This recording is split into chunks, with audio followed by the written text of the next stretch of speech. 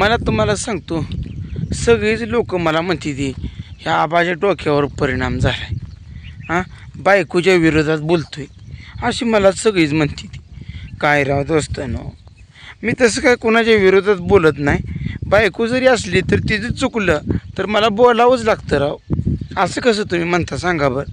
हां मला म्हणते ती तू शहाणा नाही, तू येडा आहे. मी कसं सांगू दोस्तानो, जी चांगल्या गोष्टी आहेत त्या चांगल्या गोष्टीला समर्थन केलं पाहिजे. आणि तुम्हाला सांगतो, जे मान्य होत नाही त्याचं व्यवस्थित बोललं पाहिजे. आणि मला म्हणते ती तुझ्या डोक्यावर आता परिणाम झाला आहे आणि तू आता कुठंतरी मेंटल हॉस्पिटलमध्ये भर. ठीक आहे, काय राहत असताना म्हणजे बघा मला लोक कशी बोलती ती, काय चालती ती. कसं असतं माहीत आहे असताना, आता हे घर आहे, घरामध्ये कसं असतं, हे घर चालवायचं म्हणजे काय सोपं काम नाही. आता तुम्हाला सांगतो, मी बाजारला गेलो, मला वाटायचं 10 रुपयाला किलो बटाटे मिळते ती, पण 5 रुपयाला किलो टमाटे मिळते ती, ज्वारी स्वस्त आहे, बाजरी स्वस्त आहे, असं मला वाटायचं पहिले गेलेलो मी. आता ह्या 10 वर्षात मी काय बाजारला फिरलोच नाही. आणि आजच्या दिवशी बाजारला गेलो तर तुम्हाला सांगतो, मुलकाचं महाग, इतकं मुलकाचं महाग. अहो मी 30 रुपये किलो बटाटे आणली राव. मग आता मला कळालं की आपण म्हणतो हे सगळं चुकीचं आहे. कारण का 10 रुपये किलो मला बटाटे कोणीच दिली नाहीत. गेलो बाजारात, मला म्हणली तुला घेऊ वाटलं घे, नाही तर इथनं माघारी फिर, तुला बाजार करायची अक्कल नाही, असं मला व्यापारी म्हणायला लागले.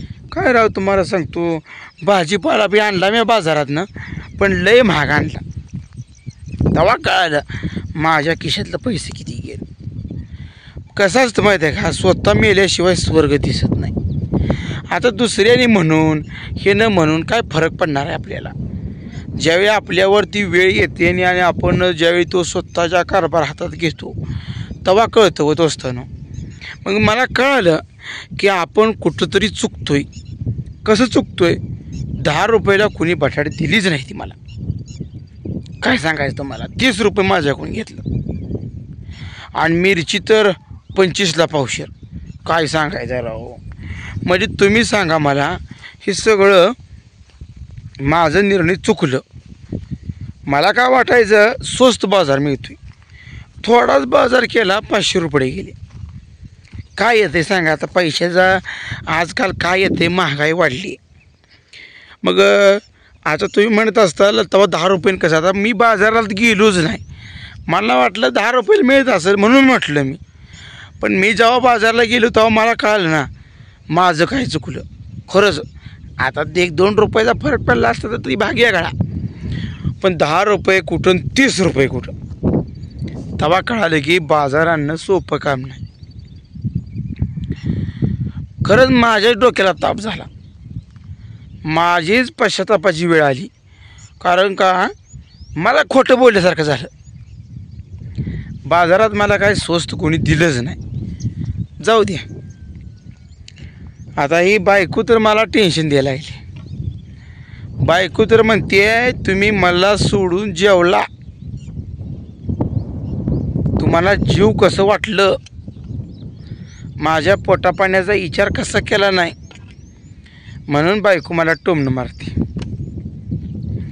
आता मी म्हणलं ज्याची त्याला भूक लागती, ज्याची त्यानं खायचं. आता मी काय करणार सांगा बरं.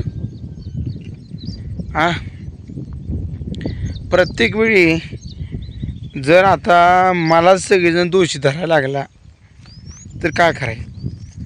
मला सगळं म्हणते ती की तुम्ही बायको आपली जेवाय गेली नाही म्हणल्यावर तुम्ही हाडळ्यागत कसं काय जेवाय गेला.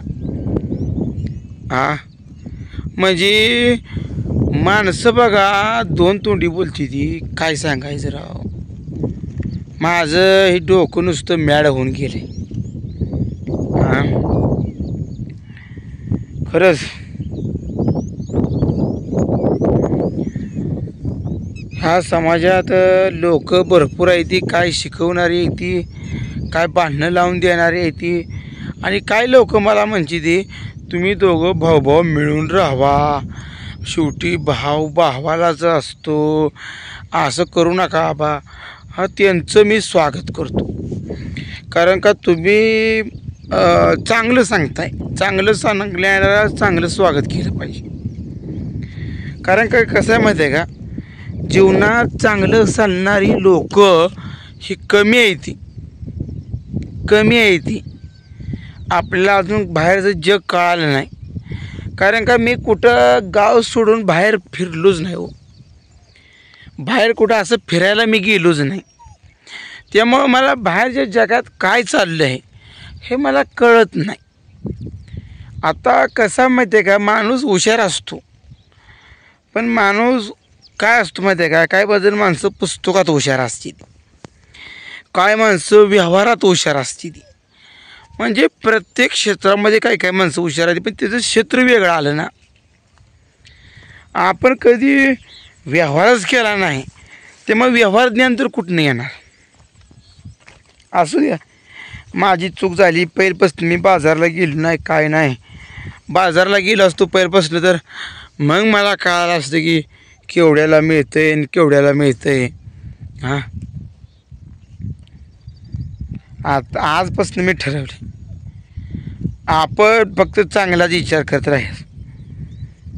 कोणाचा ह्याचा विचार करायचा नाही, त्याचा विचार करायचा नाही. का तर ही पुन्हा डोक्याला लय ताप होते.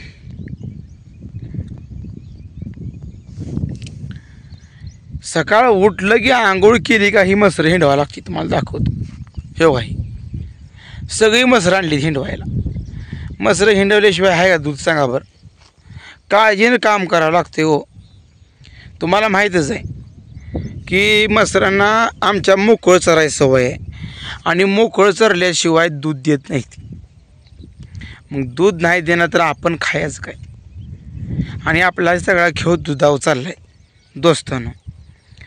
असू द्या, माझ्या बोलल्यामुळं तुम्हाला काय जर वाईट वाटलं तर त्याबद्दल मी दिलगिरी व्यक्त करतो, क्षमा मागतो तुमची. पण असू द्या, प्रत्येकाचं विचार करण्याची क्षमता वेगळी आहे. प्रत्येकजण काय करते ती माझ्या बायकोच्या बाजूने बोलते, ती काय जण माझ्या बाजूने बोलते, ती मला शिव्या देते ती. पण असू द्या, तुमचा हक्क आहे ते तुम्ही बजावताय. आता मी तुम्हाला काय म्हणू सांगा बरं. तुम्ही जे दिसते त्यानुसार तुम्ही विश्लेषण करणार. आता त्यात तुम्ही जे विश्लेषण चांगलं केलं आहे ती मात्र मी त्यांच्या विश्लेषणाशी सहमत आहे. कारण का तुमचं बी ऐकावं लागतं ना. कसं माहिती आहे का, माणसानं कुणाचा ना कुणाचा सल्ला घेतला पाहिजे, कुणाचं ना कुणाचं ऐकलं पाहिजे. लय आडमोठेपणा करून बी चालत नाही राव. खरंच आहे, बाहेर जग फिरल्यानंतर कळतं. अहो ती दिवशी माझी किती अपघात झाली, गाडीतलं तेल संपलं राव. मी कधी तेल टाकलंच नव्हतं. एकदा दोनदा टाकलं असेल, म्हटलं असेल गाडीत तेल. 1-1.5 किलोमीटर मला चालत जावं लागलं. तेव्हा मला कळालं, लय मोठा पश्चाताप झाला. पण आता काय झालं माहिती आहे का, वेळ निघून गेल्यावर काय फरक पडत नाही. सगळं संपून गेलं जीवन. आता मला नकोसं वाटायला लागले. कारण का आपल्या झालेल्या चुकीचा आता पश्चाताप झाला.